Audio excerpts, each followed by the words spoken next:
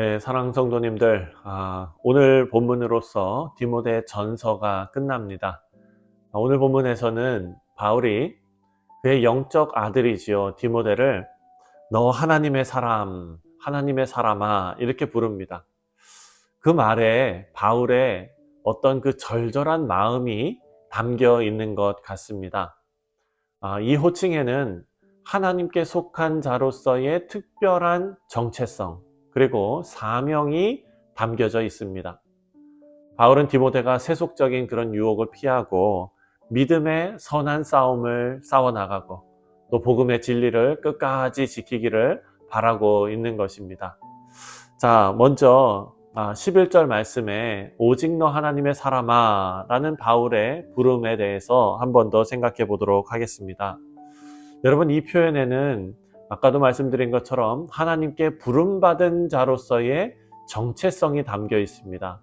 그리고 하나님의 사람으로서의 사명이 담겨 있습니다. 여러분, 디모데는 그저 목회자가 아니라 하나님의 말씀을 맡은 자, 그래서 그의 모든 삶이 하나님의 영광을 드러내는 통로가 되어야 했습니다. 어려운 일이지요.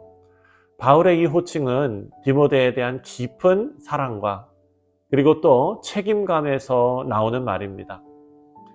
젊은 디모데가 교회의 지도자로서 겪게 될 수많은 도전, 그리고 또 그가 겪게 될 어려움과 유혹을 알고 있기 때문입니다. 세상의 가치관과 타협하지 않고 하나님 앞에서 온전한 삶을 살아가기를 간절히 바라는 마음이 담겨 있는 것입니다. 우리 사랑하는 성도님들, 우리도 하나님의 사람으로 부름받았습니다. 디모데와 마찬가지로 하나님의 사람이라는 정체성과 사명이 우리에게도 주어진 것입니다. 그래서 이 부름은 우리의 정체성과 삶의 방향을 결정짓는 아주 중요한 부름입니다. 우리 말과 행동, 그리고 삶 전체가 하나님을 드러내는 도구가 되어야 한다라는 것을 우리에게도 권면하고 있습니다. 자, 계속해서 바울은 디모데에게 믿음의 선한 싸움을 싸우라 라고 명령했습니다. 여러분, 믿음의 싸움은 그냥 육신적인 전투가 아니라 이것은 영적 전투이죠. 이것은 단순히 개인적 경건의 문제를 뛰어넘는 것입니다. 이것은 복음을 지키고 또 복음을 전하는 사명을 포함하는 것입니다. 그래서 12절 말씀을 보면은요, 바울은 디모데가 사역을 시작할 때 하나님 앞에서 했던 그 선한 고백을 다시 한번 리마인드 시킵니다. 12절에 이로 말미암아 내가 또 이 고난을 받되 부끄러워하지 아니함은 내가 믿는 자를 내가 알고 또한 내가 의탁한 것을 그날까지 그가 능히 지키실 줄을 확신함이라. 여러분, 이것은 디모데가 예수 그리스도를 자신의 주와 구주로 고백하고 또 복음을 위해서 헌신하겠다라고 다짐했던 순간을 의미하는 것입니다.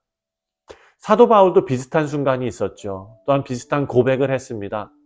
다메섹으로 가는 길에서 예수님을 만나서 자신의 삶 전체를 복음 전파에 헌신하는 극적인 계기가 되었던 것입니다. 사도 바울의 사역은 어떤 직무를 수행하는 것이 아니라 예수 그리스도의 은혜에 대한 응답이었고 헌신이었습니다. 우리 사랑하는 성도님들, 우리도 처음 예수님을 영접했을 때 우리가 예수님을 인격적으로 영접하며 그 신앙을 고백했던 순간을 기억해야 합니다. 여러분, 그 고백은 우리가 믿음의 싸움을 포기하지 않도록 우리를 붙들어주는 원동력이 될 것입니다. 그리고 바울은 만왕의 왕이시며 만주의 주이신 하나님을 바라보라 라고 말하고 있습니다. 15절 말씀입니다. 15절에 기약이 이르면 하나님이 그의 나타나심을 보이시리니 하나님은 복되시고 유일하신 주권자이시며 만왕의 왕이시며 만주의 주시오 라고 말합니다. 우리가 싸우는 이 믿음의 싸움은 하나님의 주권 아래 있으며 그분의 능력으로 승리할 수 있습니다. 자, 사랑하는 성도님들, 또한 이어서 17절부터 19절까지는 이제 내용이 조금 바뀝니다. 부유한 자들에게 주는 권면이 17절부터 19절까지에 나옵니다. 이들에게 청지기의 자세를 가지라 라고 권면하고 있는데요.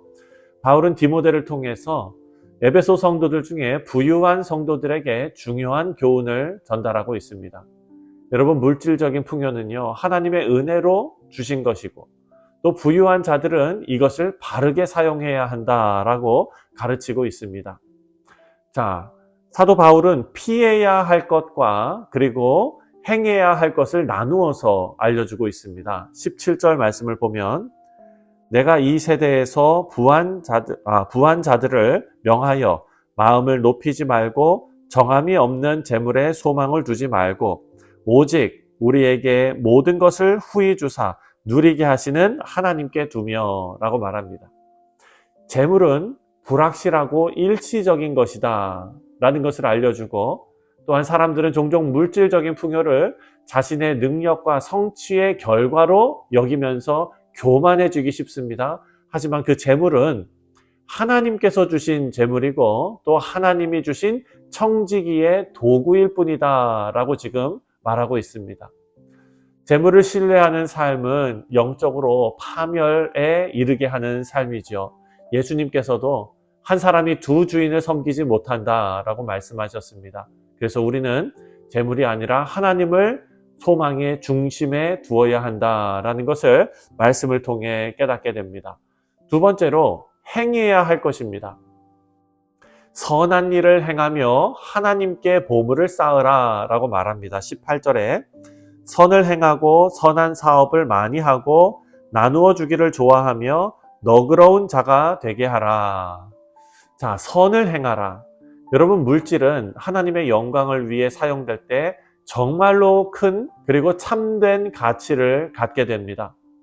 또한 나누는 삶을 살라라고 말하는데요. 부유한 자는 자신의 재물을 통해서 공동체의 필요를 채우는데 앞장서야 한다라는 것입니다. 나누어 주기를 좋아하는 삶.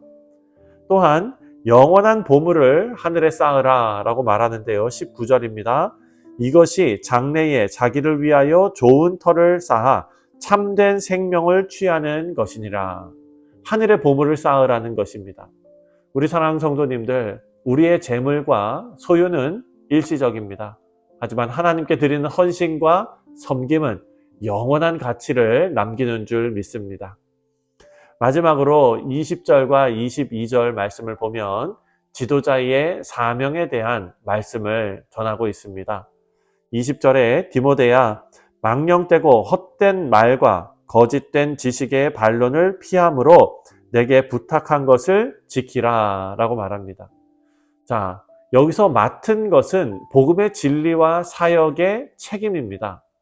여러분, 지도자는 먼저 자신에게 이루어진 말씀을 성도들에게 그리고 세상에 전해야 한다라는 것입니다. 디모데는 하나님의 말씀을 가르치는 사람으로 끝나는 것이 아닙니다. 디모데는 하나님의 말씀대로 살아가면서 또 그가 목회하는 성도들에게 본을 보이는 삶을 살아야 했습니다. 사도 바울은 그에게 헛된 지식과 논쟁을 피하고 그리고 오직 하나님의 말씀에 뿌리를 두라라고 권면하고 있습니다. 지도자의 사명은 그냥 직무를 수행하는 것으로 끝나는 것이 아니라 삶 전체에서 말씀의 능력을 증거하는 것입니다. 자, 말씀의 결론을 맺습니다. 우리 성도님들, 사도 바울은 디모데에게 하나님의 사람이라는 정체성을 기억하게 했습니다. 믿음의 선한 싸움을 싸우라고 권면했습니다. 여러분, 이 싸움은 단순히 개인의 구원을 위한 싸움이 아니라 하나님의 영광과 그리고 복음을 위한 싸움입니다. 우리도 이 땅에서 하나님의 사람으로 부름받았습니다. 우리는 모든 삶에서 말씀의 본이 되는 지도자로서 살아가야 합니다. 또한 재물과 소유를 바르게 사용하고 하나님께서 맡기신 그 사명을 끝까지 충성스럽게 감당해야 할 것입니다. 우리 모두가 믿음의 선한 싸움을 싸우고 맡은 것을 지키면서 주님의 복음을 증거하는 복된 증인의 삶을 사시기를 주님의 이름으로 축원드립니다. 기도하겠습니다.